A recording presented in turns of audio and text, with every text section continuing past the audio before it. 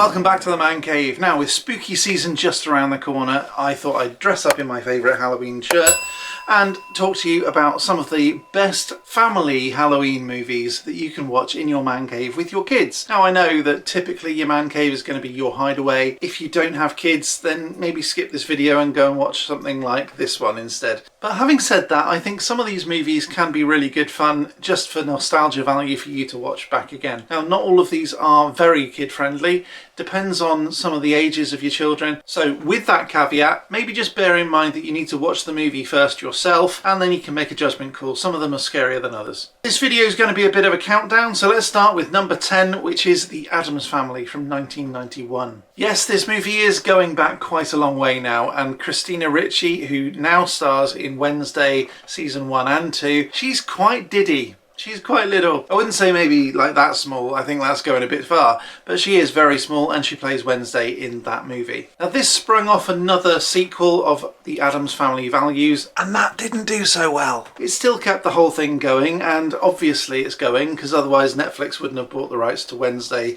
directed by Tim Burton. The Addams Family is more of a comedy horror than anything else. It's not really horror, it's not really terrifying, it's just a bit of a fun family event. And this movie captures the original TV series vibe that obviously it wasn't particularly scary, it was fun family viewing. So it's a similar sort of thing with The Addams Family. It is getting a little bit old now, some of the jokes are a little bit old, some of the special effects are certainly aging and not particularly well, but this movie is coming up for 35 years old, so you know, give it some credit. But anyway, let's move on with number 9 on our list. Number 9 is Wallace and Gromit, Curse of the Were-Rabbit. I've been a massive fan of Aardman ever since all the way back when they put out the British gas adverts. They were called Creature Comforts at the time, and these adverts were basically these animals talking to camera, and essentially these adverts were interviews with all these different animals as if they were being interviewed about how warm and cosy their enclosures are because of British gas. It was quite a clever idea at the time, but that same style has then been poured into Wallace and Gromit and a number of other movies as well that Aardman have put out. I've done the Wallace and Gromit trail around Bristol. I'm a huge Aardman fan. In fact, in 2007 I was getting my own degree from the same university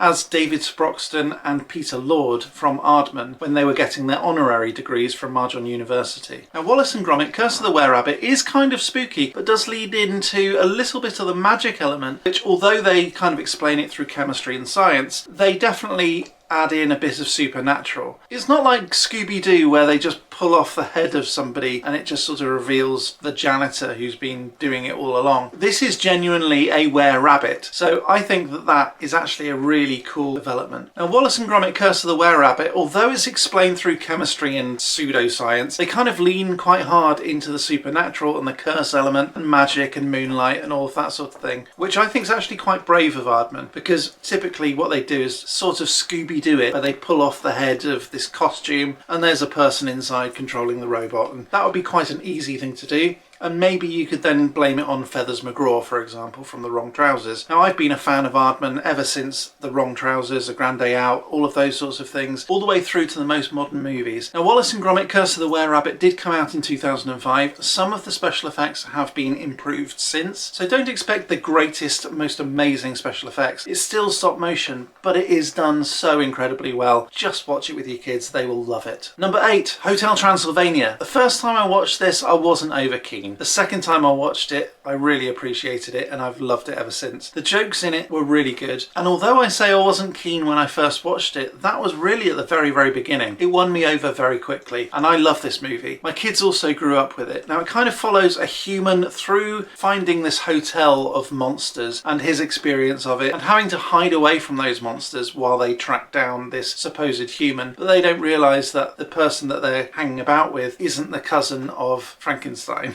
I know it sounds bonkers, doesn't it? It's Adam Sandler and Selena Gomez at their best. Just watch it with your kids. Again, it's another brilliant one. Number 7, released in 2015, is Goosebumps. Now, a bit of a trigger warning with this one. It's not the Disney series. This is the movie with Jack Black. And the reason that I'm saying a bit of a trigger warning with it is it's a little bit more dark than some of the other movies on this list. It's not particularly scary, but very young kids could be affected by it. So again, that whole caveat that I said at the beginning, just think about whether or not it's appropriate for very, very very young kids, it's probably not. Anyone about 10 or older is probably fine, but I'm not BBFC, British Board of Film Classification. Have a look at that first so that you can decide whether or not what you're showing to your kids is appropriate viewing. Jack Black playing R.L. Klein. He's basically the author of these books, and R.L. Klein is actually the person who wrote Goosebumps, although I think he wrote it under a ghostwriter's name, like a pseudonym, nom de plume thing. I don't actually know who the actual person was, if that is the case, and I might just be butchering this entirely. But Jack Black playing like a grumpy father figure almost, as opposed to this cool rock dude like he did in School of Rock, it kind of plays quite well because he's just so different. He's not this sort of wild mountain man. He just sort of comes out and he's very somber and trying to play everything sensibly, which I think is quite an interesting development for Jack Black. It shows some of his range, which I appreciate. Number 6 is Paranorman. Now this is another stop motion animation from Tim Burton this time, in a similar way to Corpse Bride or The Nightmare Before Christmas, or even Frankenweenie. Frankenweenie's probably about as close as you can get to Paranorman, but Paranorman is at least in colour. It also has zombies, ghosts, all of the typical Halloween-y kind of elements that you would expect, including a van. A bit like Scooby-Doo. Not Scooby-Doo, but a bit like Scooby-Doo. Now Paranorman, again, isn't probably my favourite of Tim Burton's animated movies, but for a Halloween movie, it is a very good one. Now you know as well as I do that Halloween and Tim Burton kind of go hand in hand. Some of the things that he's released though, I wouldn't put out as a Halloween-y kind of movie, but Paranorman does sort of fit into that category quite nicely. And I think mainly for the reason that Norman himself talks to the dead. Number 5, Monster House. Monster House is one of those movies that I think is criminally underrated. My kids grew up watching it and they loved it, and it's basically about a possessed house, and it's possessed by the spirit of a person who really is quite a recluse, doesn't really like people coming around, and tries to do everything that she can to try to keep people away. I'm not going to go too much into the spoilers on this one, but the final climax of the monster house sort of running down the hill, really cleverly done, because how do you animate a house to give it character? That was really, really well done, and some of the effects and some of the motion capture that was originally used on the characters, it was probably one of the first movies that used motion capture, and so for that alone it deserves a place on this list. But it's also a really good story, great acting, and Kathleen Turner, who plays Jessica Rabbit in Who Framed Roger Rabbit, was actually cited as saying, not only can I play the most gorgeous, beautiful cartoon character that ever lived in Jessica Rabbit, I can also play the most hideous. I think that's kind of cool as well. She really got the character of Prudence. I won't say any more, but you'll see as you watch the movie. It's really worth watching. Monster House from 2006. Number 4, Casper from 1995. Now there's been quite a few different versions of Casper in movie form. 1995's Casper, I think, is probably the pinnacle, the top one. It has led to other sequels such as the one with Hilary Duff where she plays a witch, but Casper from 1995, again starring Christina Ricci, maybe there's a bit of a theme here. She's very small again, but you know, she's probably what, 12, 13 maybe by this point, and she has like almost a love relationship with Casper, and there's this one scene where Casper says, "Can I keep you?" It's just like, oh, so cute. Her father is played by Bill Pullman from Independence Day, so he kind of adds a certain gravitas to it, but he also has a caricature, and I'm not going to say much more, in 3D created for this movie. Now that's quite groundbreaking because in 1995 computer graphics were quite rudimentary really, but having transparencies and warping of images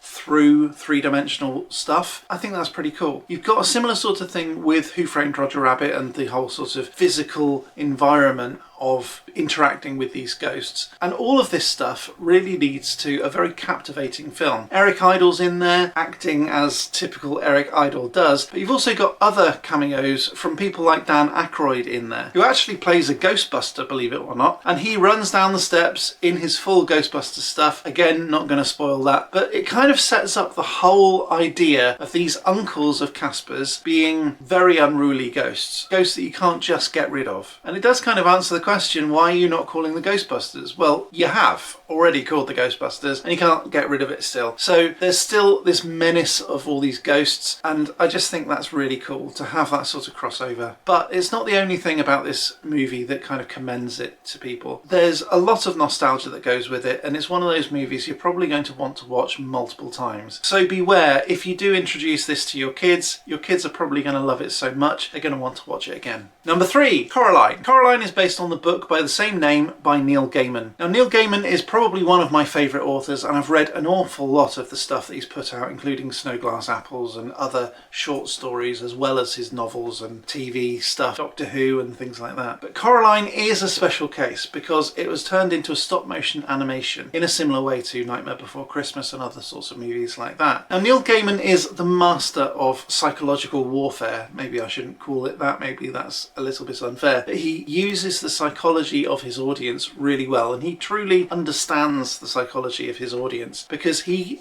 as he puts it later in one of his books, he writes the shadows and other people fill in the colour. And I think that example is really nice because he just sort of says this is the shape and other people imagine it, and so it's a sort of collaboration between the author and the audience. And so by doing that you can write a story that then translates into other mediums, such as Coraline the movie. Now, the movie centres on Coraline, not Caroline, and she's very specific about that, but she then goes through this portal, a bit like Alice in Wonderland, Alice Through the Looking Glass, that sort of thing, to another world and meets the other mother. There's also the other father, but I'm not going to get too much into that. Again, there's some triggering moments with regard to sewing up your eyelids and putting buttons on there instead. They don't actually show it, but they do show a transformation of the mother into like this creature that's made of metal and needles. Again, although it's not realistic, it is animated, it might trigger some kids because the idea of your lovely caring mother being something other than that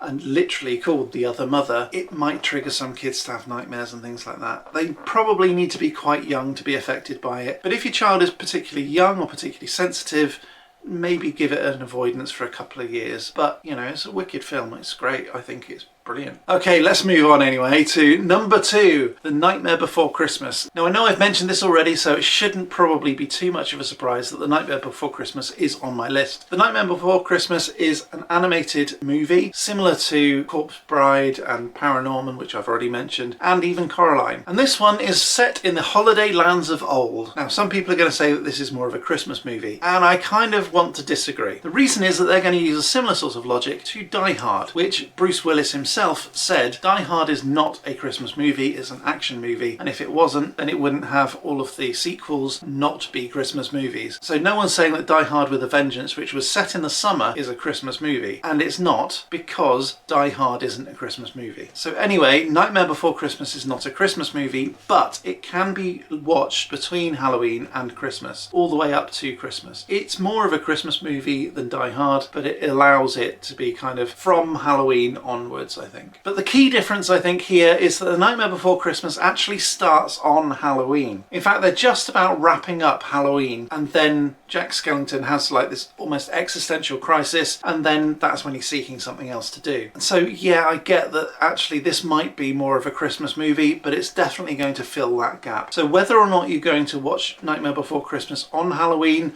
or just before Christmas, or somewhere in the middle, it's entirely up to you, but that's the reason that I'm not putting this at number 1. Otherwise it probably would be there. I'm a big Jack Skellington fan, Nightmare Before Christmas fan, and in fact, if you look at this video right up here, you can actually see me holding Jack Skellington's head. So if you can count, that was only number 2, and that was the reason why, but here it is, number 1, your best ever movie to watch with your kids on Halloween, in your man cave, or anywhere else, to be honest. Number 1 is the one, the only, Hocus Pocus. Now, Hocus Pocus is now a huge deal, massive cultural icon. So now, Hocus Pocus, released in 1993, actually, the original, has been followed up by a sequel, I think that was either last year year or year before. Either way, it was very good. It did have a few little bits that I think if they tweaked it could have been better. Like the mayor of Salem playing down to kids, I thought. He was almost playing for laughs, playing a bit of an idiot, and I didn't think that that was an appropriate way of playing that character. I think it would have been much better if he'd actually played it a lot more straight. In a similar way to the first 1993 movie that I'm talking about here, where they didn't play it down to kids. The parents were the ones that were being irresponsible dancing all night, and the kids were the ones trying to save the world. So Hocus Pocus, the one I'm talking about, is the original. The special effects are a little bit hokey, some of the jokes are a little bit outdated, and maybe it's not as diverse as it otherwise might be. Some of those sorts of conversations have changed over the years, and so you might then want to start talking about that with your kids. But the inclusion of black characters in the sequels are trying to sort of make up for that diversity, I think. But you've got to admit, Hocus Pocus 1993, although it didn't do particularly well at the box office, has probably made up for it now. And so much so, it's now actually a major part of Mickey's Not So Scary Halloween Party at Disney World, and quite deservedly so, I think. So which one was your favourite? Please let me know down in the comments. I read them all, and I love to hear your points of view on stuff. I'm going to be back next time with some more magical awesomeness, but until next time, as always,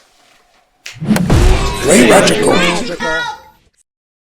Spooky.